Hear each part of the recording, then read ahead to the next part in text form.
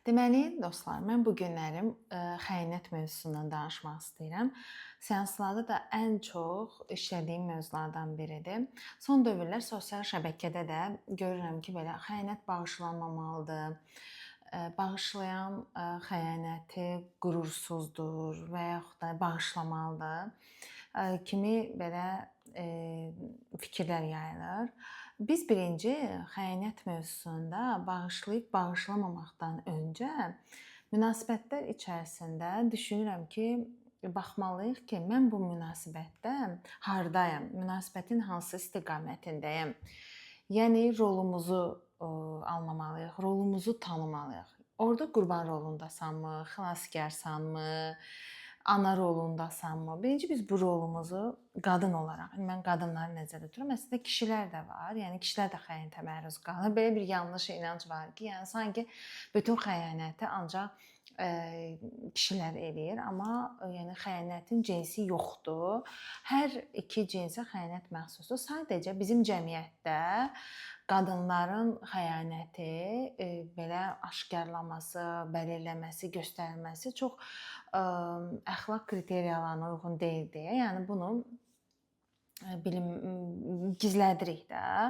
Amma kişilərdə bu biraz bizim bu milli mentalitetin, yanlış milli mentalitetin içərisindən gəlir. Bu biraz olar, izin var, yəni nüansları göstərir. Yəni kişilər bunu rahat-rahat etiraf edə bilirlər, amma cəmiyyətdə qadın xəyanətləri də var, unutmayaq. Amma mövzumuz bu deyil də, mən bundan bağlı danışmaq istəmirəm. Xəyanət mövzusunun içərisində bağışlayıb bağışlamamağa getməmişdən öncə baxmalıyıq ki, mən xəyanətin səbəb olacaq, yəni qadın kimi burada nə yaşayıram? Mən nə yaşayıram? Mənim duyğularım nədir? Xəyanət bir yaralanmadır. Yəni duyğusal, emosional yaralanmadır. Amma biz xəyanətlə qarşılaşanda ilk vaxt belə şəxsiləşdirmə eləyirik. Birinci şəxsiləşdirmə etməməliyik. Yəni mən çirkinəmmi? Mən bu qədər fədakarlıqlar etdim. Nəyə görə bu mənə bunu elədi? Əməyimi qiymətləndirmədi. Mənim ona elədiklərim burnundan gəlsin və s. və s. Yəni şəxsiləşdiririk. Mənim yəni çirkin qadınam, gözəl qadın deyiləm. Yəqin ki, məndən daha gözəlləri var. Başlayırıq özümüzü digər qadınlarla müqayisə eləməyə və yaxud da ki, o digər qadının üstünə gedib, yəni hücum çəkməyə çalışırıq. Duyğular qarışır, aləm dəyir bir-birinə. Bu bizə ziyan verən bir nüansdır. Biz baxmalıyıq. Təkrar deyirəm ki, mən özümü nə qədər aktuallaşdıra bilmişəm qadın kimi. Hər bir insanın özünü bu həyatda aktuallaşdırması vacibdir.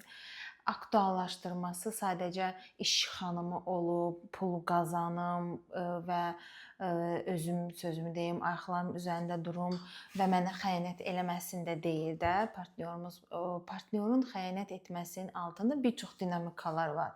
Sadəcə biz bu dinamikaların hamısını çox yaxşı bilməliyik. Yəni burada çirkinlik, bədən quruluşu, gözəllik, həzz və yaxud da ki, pul qazanmaq qadının öz güvəni ilə əlaqəli deyil, qarşı tərəfin xəyanəti. Burada xəyanət qarşı tərəfin özü ilə bağlı olan bir nüansdır. Yəni öz psixologiyası, öz dünyagörüşü, özünün ruh halı, özünün dünyaya baxışı və özünü idarə etməsi, özünün duyğuları ilə bağlı olan bir məsələdir. Biz burada xəyanət edəni zorla gətirib bu davranışı ona tərk etdirə bilmərik. Biz əgər bunu öyrətmə prosesinə keçiriksə, onda o daha da buna meylənəcək və qaçış eləyəcək. Sadəcə burada qadının özünü nə qədər aktuallaşdırmasını baxmalıyıq demək istəyəndə bunu nəzərdə tuturam. Nə qədər gedə bilən bir qadındır, nə qədər getməyi öyrənən qadındır. Bu da demək deyil, mən həmən gedim məhkəməyə ərizəmi verim. Tamam, getdiniz məhkəməyə, ərizəni verdiniz, gəlin reallığı danışaq. Deyək ki, boşandınız, 2 dənə də uşaq var və siz gedirsiniz atanız evinə və orada da başqa bir ailə var, qardaşınızın ailəsi var və orada nə cür olacaqsınız, necə davranacaqsınız və s. nə qədər maddi özgürlüyünüz var, maddi özgürlüyünüzü nə qədər qazanmısınız, özünüzü nə qədər aktuallaşdırmısınız. Bir bu məsələ var. Bir də ki, maddi özgürlüyünüzü qazanmısınız və siz tez-tez deyirsiniz ki, hər kiçik problemdə bax mən gedəcəm, mən boşanacağam, mən boşanacağam. Artıq bu belə adi hala gəlir. Çox onun elə bir ki, getməyinizlə qorxutmaq, de ki, mən getməyimlə sən gedərəm, sən belə eləyərəm və s.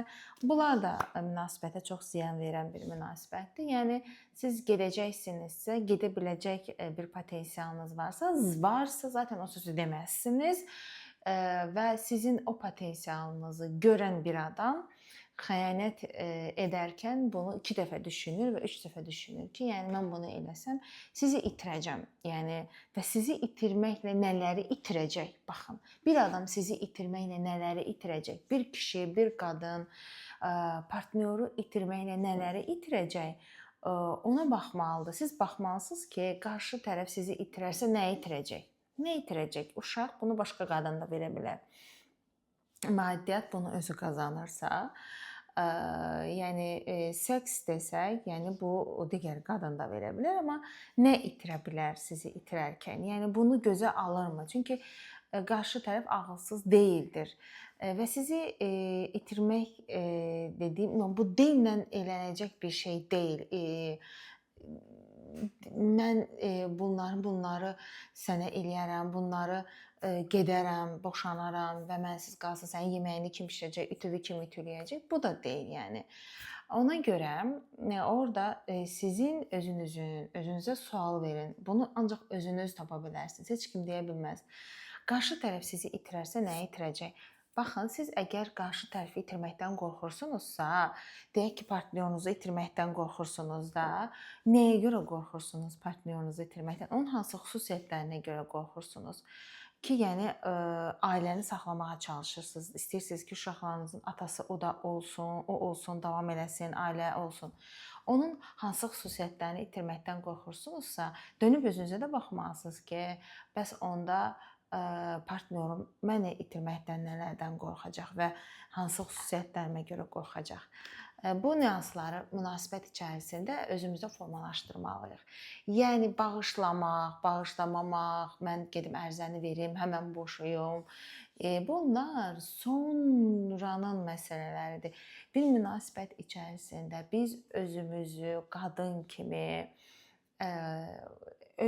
özümüzü inkişaf elətdiririksə, duyğularımızı anlayırıqsa, anamızdan, atamızdan gələn problemləri həll eləyiriksə, həll edə biliriksə, öz üzərimizdə işləyiriksə və bu duyğusal məsələləri özümüzün zehnimizə, mentalımıza, bədənimizə yatırım ediriksə, nəfəsimizə, bədənimizi sevə biliriksə, durub mən məsələn bəzən qadınlara deyirəm ki, məsələn siz səhər-səhər durub bir dənə nəfəs texnikası edəsiniz, o kim eləyəcək onu?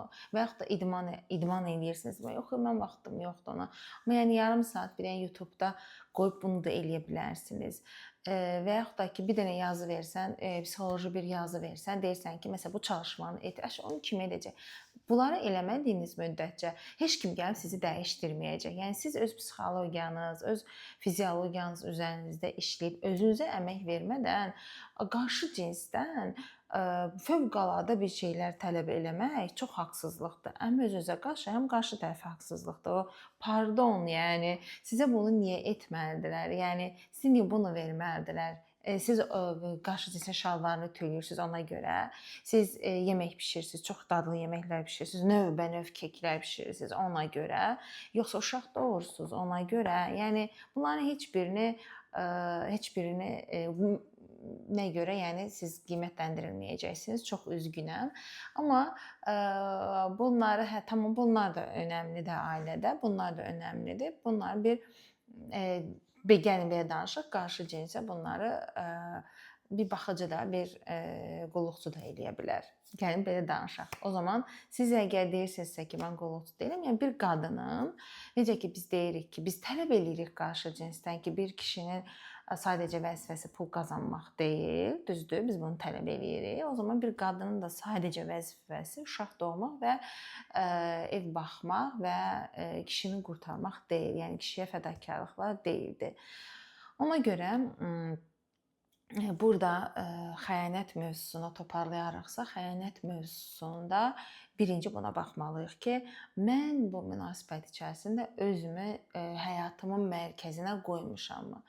Əgər həyatınızın mərkəzində siz deyil, başqa bir uşaq olsun və yaxud da ki, yoldaşınız olsun, ananız olsun, atanız olsun, qaynananız olsun, qaynananız olsun, bu həyatın, sizə verilən həyatın mərkəzində sizdən başqa insanlar varsa ki, bu yoldaşınız və ya uşaqlarınızdırsa ki, qadınlarda çox vaxt bu olur. O zaman xəyanətin acısından üzləşəcəksiniz.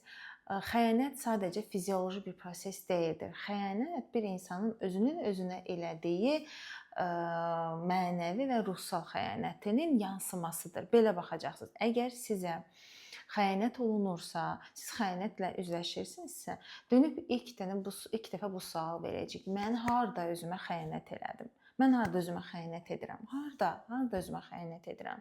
Duyğularımı anlamaqda xəyanət edirəmmi? Özümü anlamaqda xəyanət edirəmmi? Mən fədakarlıqlarla xəyanət edirəmmi? Mən keçmişə baxmalıyam. Məsələn, anamla, atamla münasibətin mənim bugünkü münasibətimə nə kimi təsiri var? Mən nəyi yamsılayıram? Mən hansı modeli oynayıram? Mən necə bir modeldə beynimi proqramlamışam və qarşı tərəf mənim modelimin bir tərəfidir. Yəni qarşı tərəf mənim partnyorum, mənim oynadığım rolun, ona verdiyim vəzifənin o rolçusudur, aktyorudur. Mən ona bu vəzifəni vermişəm. Bütün bu vəzifələri anladıqdan sonra komple öz rolunuzu, partnyorunuzun rolunu, həyatınızın mərkəzində qoyduğunuz insandan aldıqlarınız, bütün bunların hamısını analiz etdikdən sonra artıq qərar verəcəksiniz ki, mən bu rolu oynamaq istəyirəmmi, oynamaq istəmirəmmi?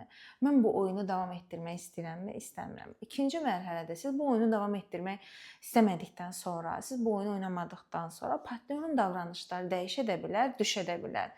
Yəni partnyor zaten siz dəyişdikdən sonra, siz o köhnə oyununuzu, köhnə vərdişlərinizi, beynin o köhnə modelləməni eləmədikdən sonra qarşı tərəf artıq ya bu davranışı söndürəcək, ya belə bir şey var da, deyir, ya dəyişəcək, ya düşəcək. Artıq onun dəyişməsi, onun düşməsi sizdən asılı bir şey deyil. Artıq bu kaderin və sistemin məsələsidir. Buna da qarışmamaq lazımdır. Yəni biraz axışa buraxmaq. Siz əgər dəyişirsinizsə, dəyişim prosesində sizin həyatınızdan çıxan və sizin gedərkən sizin həyatınızda o köhnə rolları oynayan insanların özünüzlə apara bilməzsiniz. Bu necə deyirlər də, sistemə zidd bir şeydir. Siz onları özünüzlə aparmağa çalışarkən, o zaman onlar dəyişmədən çiyninizi alıb onları da aparmağa çalışarkən siz qayıdıb öz köhnə rolunuza qayıda bilərsiniz. Sizin burada bir dənə vəzifəniz var ki, siz özünüz dəyişməlisiniz. Özünüz dəyişimə başlatmalısınız. Dəyişimi başlatdınız, bütün analizlərinizi elədiniz, rollarınızdan sıyrıldınız, sağlam münasibət qurmağa özünüzü hazırladınız, mental və mənəvi sağlamlığınızı qorudunuz deyək ki, sonra baxarsınız, artıq burada mən gedimmi, qalımmı? Yəni mən o ərizəni yazımmı, yazmayımı? Mən nə qədər özümə dəyər verəcəm və bu münasibətin dinamikasını nə cür aparacam? Ona görə boşanmaq, xəyanət mövzusunda ağla gələn ən son, yəni o ərizəni yazmaq ən son məsələ olmalıdır deyə düşünürəm. Hər bir münasibətlərin dinamikası, hər bir münasibətdə yaşadığımız problemlər bizi qadın kimi özümüzə dəyər verməyə öyrədirlər. Bunu xatırlamalıyıq mütləq. Sonra baxmalıyıq. Yəni mən öz oyunumu bitirdikdən sonra mən qərar verməliyəm ki, mən gedimmi, getməyimmi? Burada birinci öz oyunumuzu bitirmək, öz köhnə oyunumuzu bitirməkdir. Yoxsa siz bundan boşansınız, gedib yenidən bir ailə həyatı qursunuz, yenə də eyni döngünü davam etdirəcəksiniz və heç bir şey dəyişməyəcək. Belə. Ümid edirəm ki, mənim xəyanət mövzusu haqqında sizinlə fikirlərimi tam aydın şəkildə paylaşdım. Hansı mövzuda danışmağımı istəyirsinizsə, rəylərdə mənimlə fikirlərinizi paylaşa bilərsiniz.